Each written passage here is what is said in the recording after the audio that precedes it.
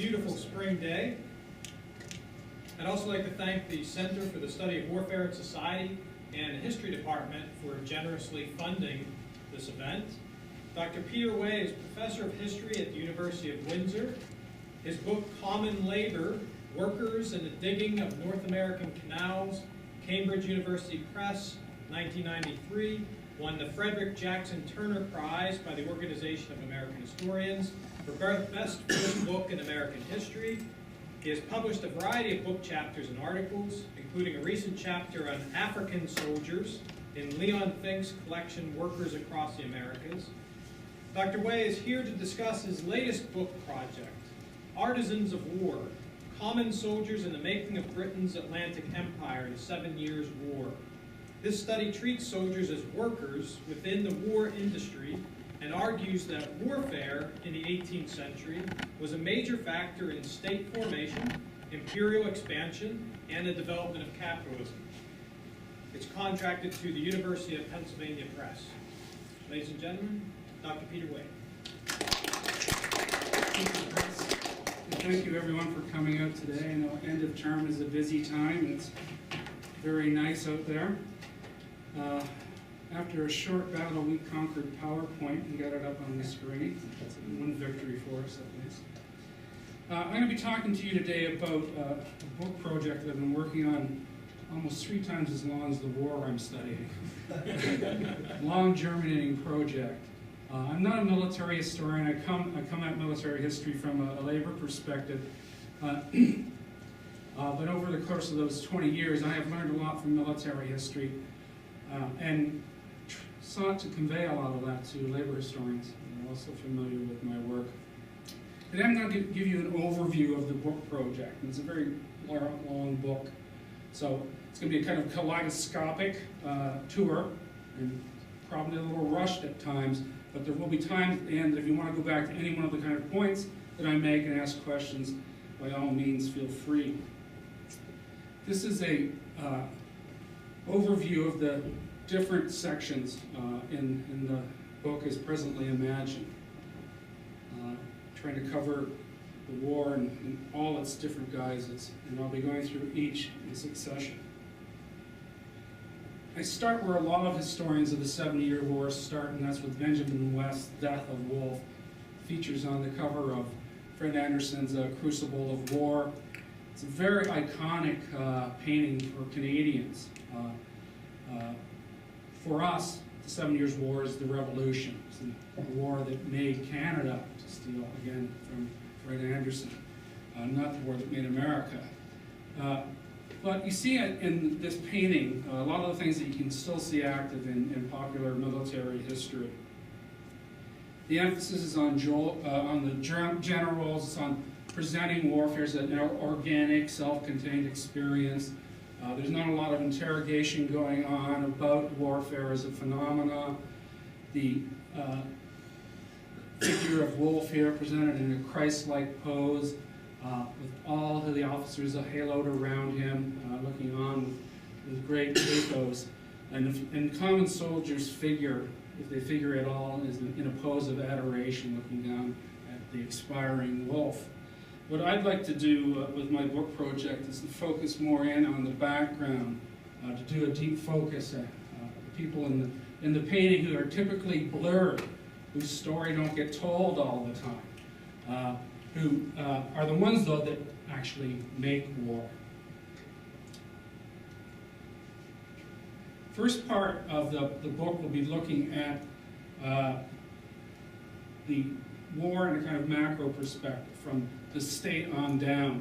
And what's important here is a couple of issues that have been central to military history for the last 30, 40 years, and that's the idea of the military revolution and the fiscal military state. It's put forward by John Brewer.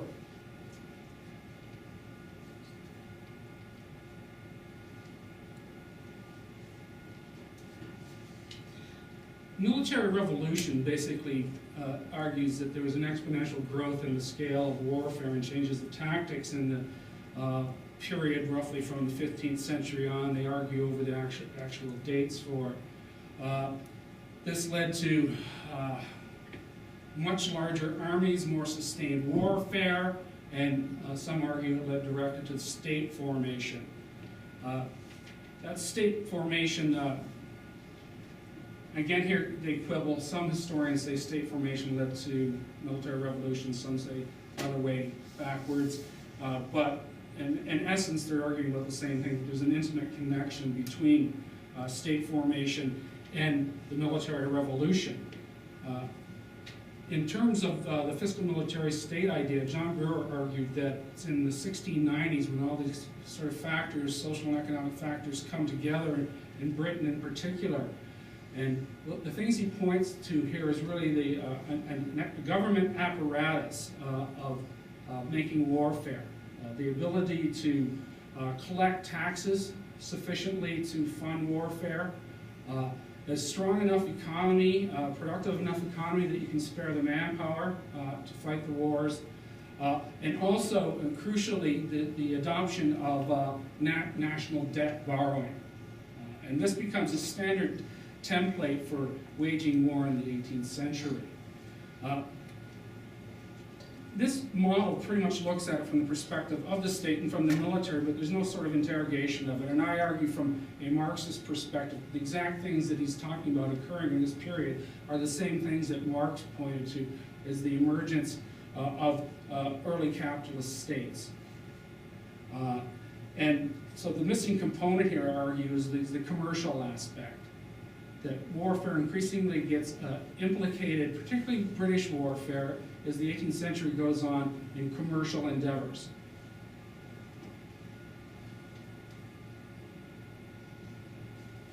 The army itself is, again, looked at from a purely institutional basis in much of the literature on Britain.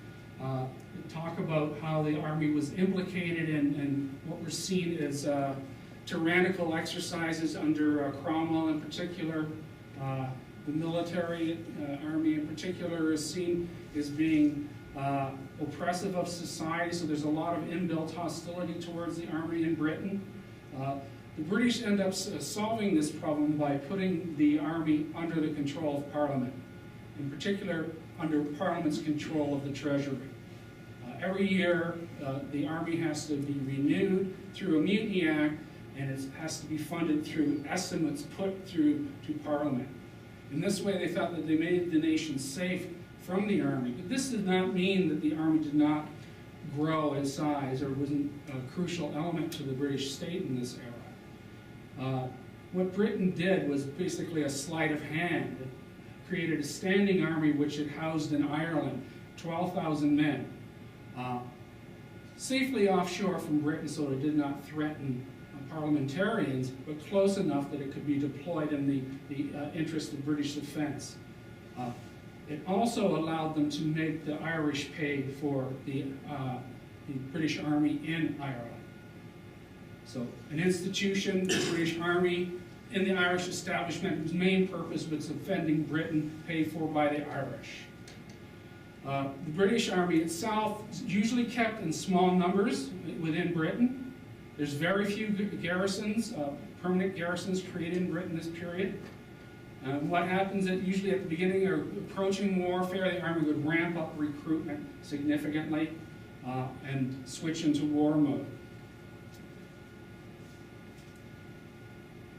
The other thing that it's important, I think, to remember about the army, and this isn't looked at too often, that the army in Britain in the 18th century is a type of property. Officers purchased their commission. That commission had a monetary value, and the regimental economy itself was structured so that officers also profited through a variety of different perquisites built into the operation of military expenditure. And the army is looked at by people in the gentry and into the aristocracy as a type of sinecure set aside for them.